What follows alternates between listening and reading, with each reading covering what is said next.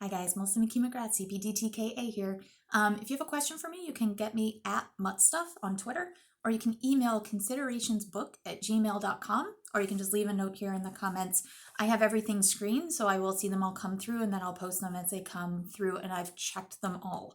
There have been a few posts, either tongue-in-cheek or very seriously, about the perfect time to have a puppy is during this COVID-19 outbreak because we're all in our house. And there might be some cases for that, like you'll be home to get him or her out every 20 minutes or every 2 hours, however big or small that little bladder might be, or snuggling, right? Like this is the perfect time to snuggle because you've got hours to snuggle with this adorable little puppy. Or you could even start that perfect Instagram page of your new little Shih Tzu. But there are a couple things also to keep in mind if you are really considering this more seriously instead of tongue-in-cheek. One of the issues is that socialization, and this is something that's very worrying or at least concerning to the trainers that work with puppies. And my colleagues who are working with puppies, this is the thing that's on their mind more than anything else right now, is the socialization of puppies specifically. And we'll circle back to that in a minute. And the other big issue is where you would get such a puppy during the outbreak. Now that everything is basically closed down, especially if you're here in Massachusetts, California, there are places around the country that are just legit shut down and you cannot go to a breeding facility to see a puppy. Or rescue groups are closed down to the public. So that's a little more tricky. So I understand that there are some rescue groups out there that do need fostering. But purebred puppies or designer bred puppies at this juncture would probably be acquired via a click and ship thing where you like go online, hey, I like that puppy, put in your credit card number, hit go, and then in 2 to 5 days you get it. That's unadvisable, even in the best of times, and I'll go over why in a little bit. So let's first talk about the issue of socialization. What is it really and why are dog trainers concerned? Well, socialization is that window of time that a puppy is more susceptible to learning about the world around them, people, body language, other dogs, cats, things like that. So they can adjust to new people, make new dog friends, and it's an incredibly important time for learning. With everything shut down due to this virus, when we are in lockdown, this has some trainers understandably very concerned. Traditionally, our recommendations are to go through a socialization class or a puppy class, take your puppy into new places, go to the veterinarian like 4 times a week where the puppy just gets cookies and walks out without ever getting a shot or being seen clinically, not being seen clinically. So that way when they do need to go, they're comfortable there. So acclimating a dog to new experiences is really important during this time. Now, that window, that socialization window, depending on the breed or the individual dog, that can close as early as 16 weeks or as late as 24 weeks of age. So you don't have a lot of time, especially if you're getting your puppy at 8 weeks old, 8 to 12 weeks, which is recommended. You only have a little window of time with that puppy to socialize it. But here's where I would like to pull my trainer friends in. Come on really close. I'm going to whisper to you. Students you can listen to, but trainer friends, this is really for you. We're going to be okay. The puppies are going to be okay. And here's why. We tend to think of socialization in terms of things that we see. There's a man with a hat. There's a trash can. There's a dog park. There are trains coming. These are things we can see. That's a balloon floating in the air. That's a garden gnome. Men with hats, right? But dogs are also wired to socialize via sound and smell. They do not see the world the same way we do. So my friend Kate Dutra of Green Acres Kennel up in Bangor, she once said to me that it's not just a man wearing a hat, but what deodorant is that man wearing? And I think that this is a great opportunity for us as trainers to rethink how we do socialization and really find a way to communicate that to our students, especially since we can't be there in person. So this is a great opportunity to keep puppies from being flooded, for example. Oh, students, you're still here, right? What's flooding? Okay, well, flooding, that's essentially putting a puppy or any mammal really into the deep end for the purposes of either socializing or getting over something or getting used to something really quickly. So where they're overwhelmed by stimuli is maybe a good way to put it. I'm personally terrified, legitimately scared of spiders. So if someone were to flood me, and you can see my cheeks are getting a little red. If somebody really wanted to flood me about getting over my fear of spiders, they might throw me into a pit and bury me with spiders, fear factor style, right? And no way would that ever backfire, right? So understandably, this has a high failure rate, as anybody who's taken an intro to psych class has ever learned. Anybody who studied learning theory also understands this too, which is why if you're looking for a trainer, somebody who studied learning theory is really, really important. So this might not be a scary thing for somebody who's not necessarily afraid of spiders, right? This might be like a walk in the park if they were arachnophiliac. I don't know if there's such a thing. I'm sure there are. But those people might not be afraid of it in the same way that I would be. So flooding is in the eye of the beholder in the same way that so are rewards. So one common thing that we see with people with the best of intentions is maybe taking a puppy to the dog park to socialize it to other dogs.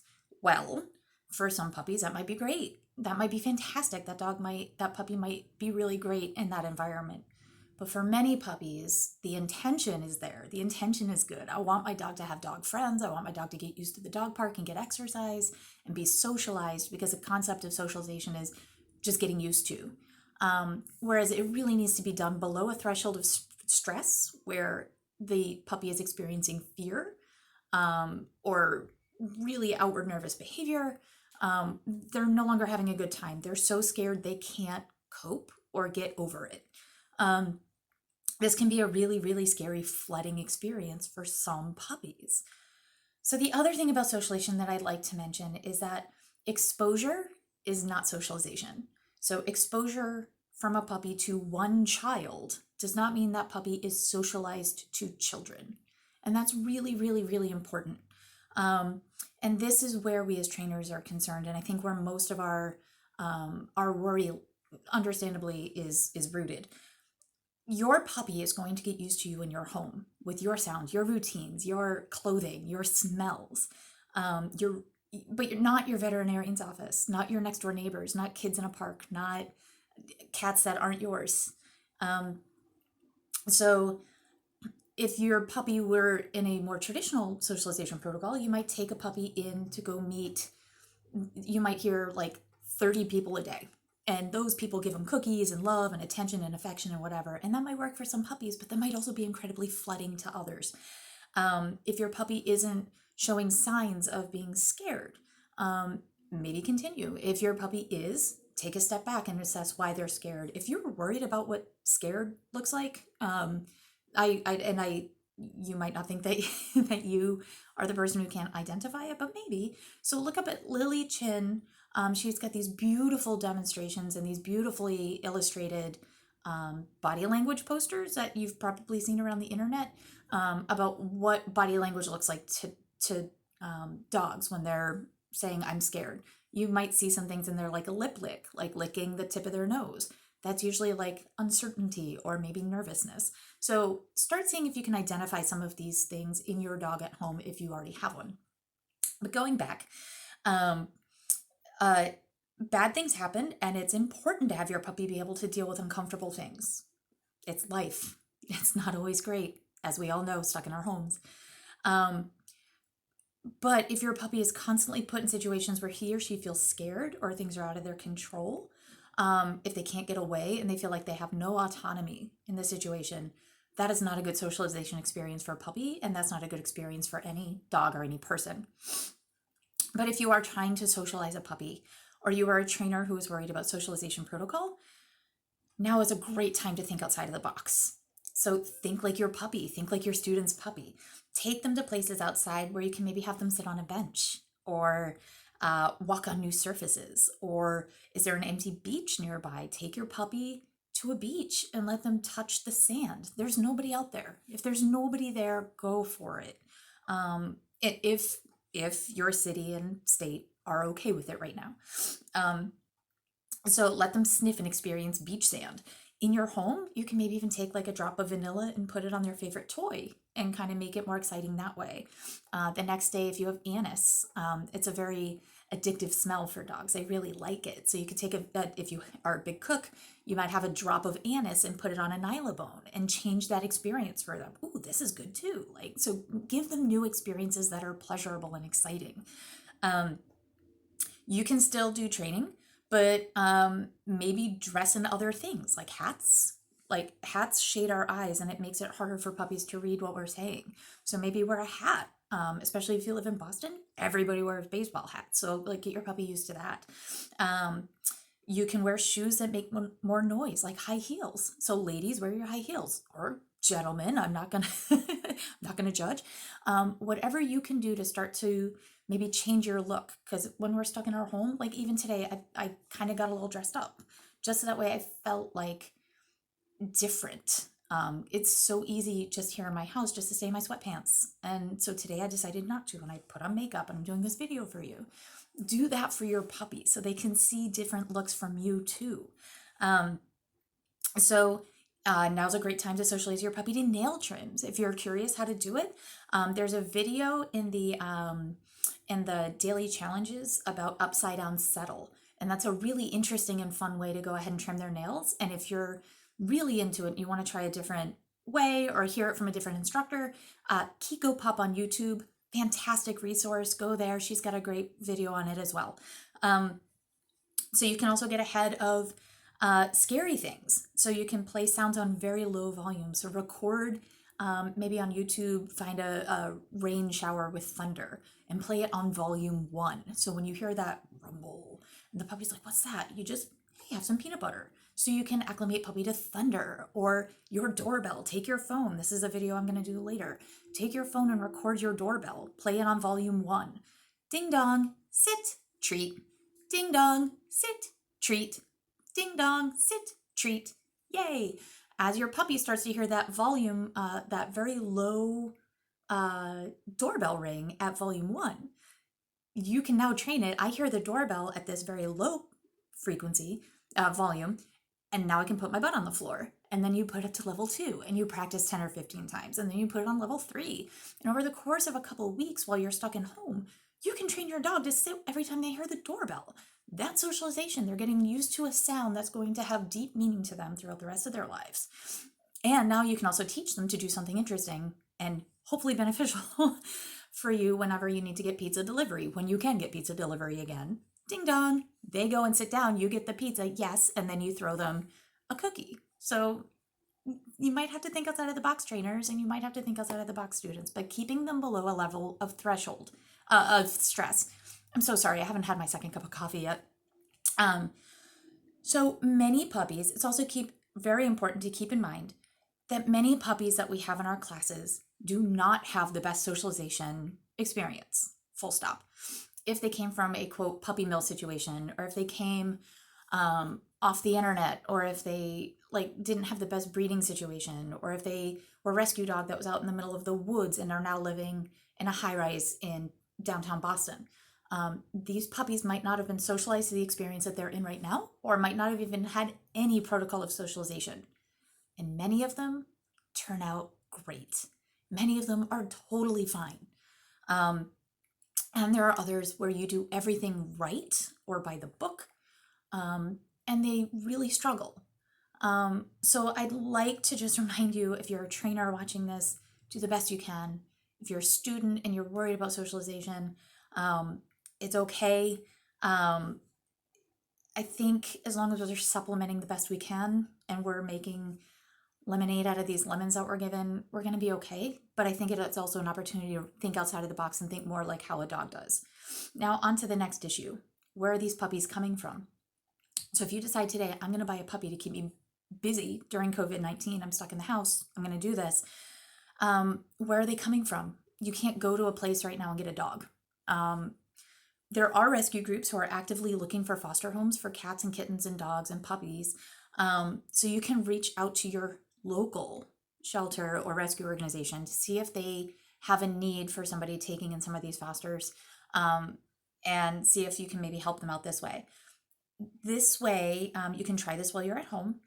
I'm always wary of purchasing dogs sight unseen from places that you can't physically go, or that don't have a brick and mortar place that you can physically say, I've been here, I've seen it. So since we're locked in our homes, we can't go anywhere. We can't go to a kennel to see the puppies if they're cared for, if they're being treated well, if they're healthy or if they're sick or if they're too hyper or too chill for us, right? If mom and dad are healthy, if you're going to a breeding facility, right? Or if they're all kept in horrible, deplorable conditions. You don't know.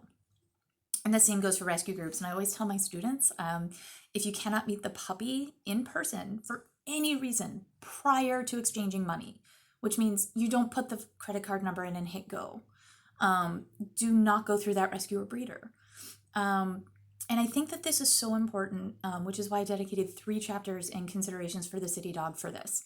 How to find a responsible breeder, a reputable shelter, and what they have in common, and how it looks when it's not quite right. Red flags everywhere, red flags that you should see. And one of them is they won't take the dog back. They disappear after you meet with them. They push you into making a sale, or you don't get to meet the puppy sight unseen, or you don't get to meet the puppy before you purchase it and bring it home. We had 3 different dogs in our home before we knew we found the right one with our dog Captain. And after being able to bring them home, we were able to see if they were truly a good match for us. You can't really get a great idea all the time when they're in a shelter or behind bars, right?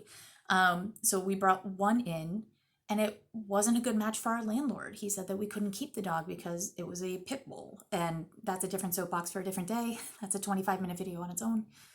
But we had to give the dog back, and that dog is now a service dog for a kid about a half an hour from here, and that dog is made for that work. So she's doing good things. The other one we brought in was a little dog. He couldn't cope with me leaving the house. He was a mess. Even if my husband and daughter were home, couldn't handle it. So instead of drugging this dog, which is a necessary thing for many anxieties and phobias, instead of going to behavior modification medication and months of training where I couldn't leave the house with a 3-year-old daughter, that's not a thing that I could do. This puppy was not going to be a good match for us. But we were able to find through the shelter a woman who lived at home. She never left, and she had a wheelchair. And this puppy just wanted to stay in someone's lap. They are a match made in heaven. So it is okay to find the right dog for you. And you're not going to be able to do that sight unseen. And you have to be able to be working with somebody who is willing to take the dog back if it's not working, and to be honest with yourself about what you can handle and what you can't. So what if the dog or puppy you get online can't go back, or if the dog is trucked in from out of state or flown in from a breeder? There is a lot to be said for doing your research, especially when you're getting a puppy or a dog, even in the best of circumstances. And this is certainly a place where I would highly recommend doing a lot of research. And yes, I work for the MSPCA up in Methuen at Nevins Farm. I personally have adopted almost all of our animals. I did purchase, when I was in my early 20s, a Springer Spaniel for a boyfriend, sight unseen from a breeder. Never saw the guy. Dog was flown here, never met him. He could have been the best of the best that Missouri had to offer, and he trusted that I worked at an animal hospital and I was a good person, or he could have been a puppy miller. I literally have no idea because I didn't go. And that dog ended up being great. But I work with students where they have that same experience and it doesn't go well. So I believe in rescues and shelters, and the good ones will help you by letting you foster during this time if they're set up for it, if they think they can keep you safe and your puppy or dog safe, or cat or kitten, if you want to go that route. It will help these people out and these places out. It will help you find out if a dog is right for you and your lifestyle. And while I believe in great breeders, I don't think buying a purebred or a designer bred dog on the internet right now is a good idea. Not that I think that's a good idea anyway, unless you can go to the facility, which we can't. And that also goes for rescues. I think that if you can call your local shelter and rescue and say that you really want to help, they might be able to let you help them by bringing a pet into your home to help them out during this difficult time too. So if you got this far and you still want a new dog or a new puppy, while you're isolated, I get it, 100%. But I would ask some different questions that I might ask if we were living in the best of times. Do you want a purebred dog or a designer bred dog, or do you want a rescue? Do you have a preference? Here are some things that you need to consider for each, but right now, in COVID-19, I would ask, do you think you would still want a dog after COVID-19? How will things look differently when you go back to work for you and for your pup? Assuming you can go back to work. And that's the part that sucks. I have colleagues and students right now, 8 days in, have already either lost their jobs, have had to lay off people. I've had students who have emailed me like telling me that they've lost their job and they're worried about their animal. And this is, for a teacher, this is really, really hard. And watching them go through this is why I'm making this a YouTube channel. It is, I can't be in your home, I can't help you in person, but hopefully I can make these training videos to like keep you busy with your existing pet or get you thinking about a new pet, if you can. And if you can't, I hope that I can be a resource and somebody that you can come to and just say, I'm struggling. I mean, I'm losing my mind here too. This is hard. This is really, really hard. So what happens if this economic downturn continues and you can't afford your dog or your puppy anymore? What would happen then? And that's something that you really, really, really need to think about. How much is at risk for your personal situation? Is your job pretty secure no matter what, or are you at higher risk of losing it? Did you want a dog or a puppy before this and you suddenly have a lot of time to do it right? Or are you lonely? And that's valid. We are all very isolated right now, and this is really, really, really hard. There is nothing wrong with being lonely while we're all isolated, and we're all looking for ways to make that feel better. But is your desire for a puppy or a dog stemming from wanting a dog truly, or just wanting companionship right now through a very difficult time? And what's going to be fair for that dog? If you suddenly have time for a dog because you're working from home, but you're not on a computer for an 8-hour shift. My husband is on a computer for 8 hours, even though he's home.